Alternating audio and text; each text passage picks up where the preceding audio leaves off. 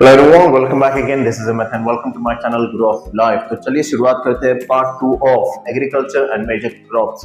तो हमारा आज का टॉपिक है major types of agriculture. You can see for subsistence agriculture इसमें 3 टाइप है और दूसरा वाला जो टॉपिक है हमारा that is the commercial farming. So subsistence ऐसी खेती है जो किसान खेती करता है, अनाज मिलता है।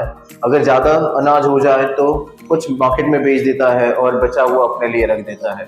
सो इंटेंसिव सब्सिस्टेंस फार्मिंग वो है कि हाईली डेंसली पॉपुलेटेड एरिया पे होती है, जहाँ पे गांव एक तरफ और खेती एक तरफ। एरिया छोटा होता है, उसी एरिया में सबकी खेती एक दूसरे के साथ डिवाइडेड होती है और ज़्यादा अनाज के लिए they are using for the chemical fertilisers. Next we have shifting cultivation. तो शिफ्टिंग कल्टीवेशन में पुरानी तकनीक यूज की जाती है, फिर इसमें मॉडर्न टूल्स या केमिकल फर्टिलाइजर्स यूज नहीं किए जाते हैं। स्लैश एंड बर्न प्रोसेस का इस्तेमाल होता है इसमें कि एक जगह पे कचरा जमा के या खेती का जितना रॉ मटेरियल बचा हुआ है बैग में उसको इकट्ठा करके उसको बर्न किया जाता है टू गेट एक्स्ट्रा फर्टिलाइजर। इसके बाद है नोमैडिक फार्मिंग। मेनली ये ट्राइबल्स ओपन एरिया या प्लेन्स या माउंटेन एरियाज में अपना एक अलग सी कॉलोनी होती है और they also don't make a use of the chemical fertilizers, but जैसे आजकल टेक्नोलॉजी या मॉडर्न टाइमिंग हो रहा है, everybody has started to use for the chemical fertilizers for extra growth or extra grains. Next we have for the commercial farming.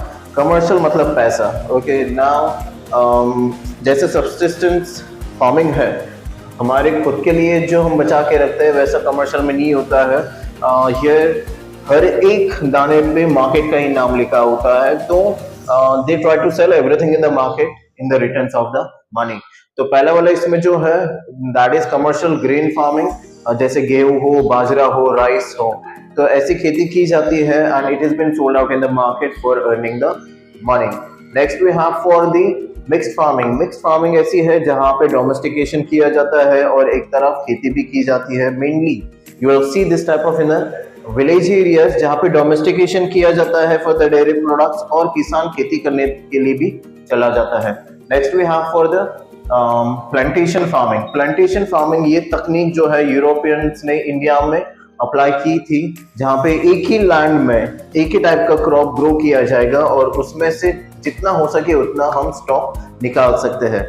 Next we have the pastoral farming. इसमें जानवरों को संभाला जाता है, जैसे गाय हो, भेड़ हो, बकरी हो, और they are using for the white revolution, मतलब दूध के लिए डेयरी प्रोडक्ट्स हो, वुल हो, ओके, फर हो, तो pastoral farming is done for that part. Next we have for the sericulture and pisciculture. तो सेरिकल्चर में सिल्कवर्म को की खेती की जाती है, उन प्रोसेस किया जाता है and they are extracting the silk from that for making the fabric, silk fabric.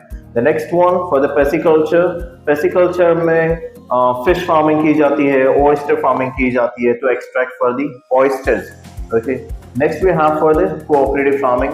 Cooperative farming में किसान cooperative sector से, joint sector से कुछ कर्जा ले लेते हैं, पैसे ले लेते हैं और on the base of that they are doing the farming. और इसमें cooperative में they get the loans also easily to do the farming, और जब returns या खेती करने के बाद जो पैसा आएगा they are repaying those loans to the cooperative bank, and this facility is mainly given by the group of the people or by the government.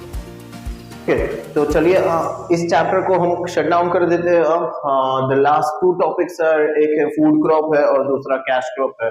Food crop जो हमारे रोजमर्रा के लिए खाने की चीजों में आ जाता है, जैसे राइस हो, व्हीट हो, बैरले हो, मेज हो, और कैश क्रॉप ऐसे क्रॉप्स है जैसे कि कॉटन है, शुगर है, या टी है, कॉफी है, रबर है। So you can check the list for the cash crop also and for the food crop also behind of me on the screen.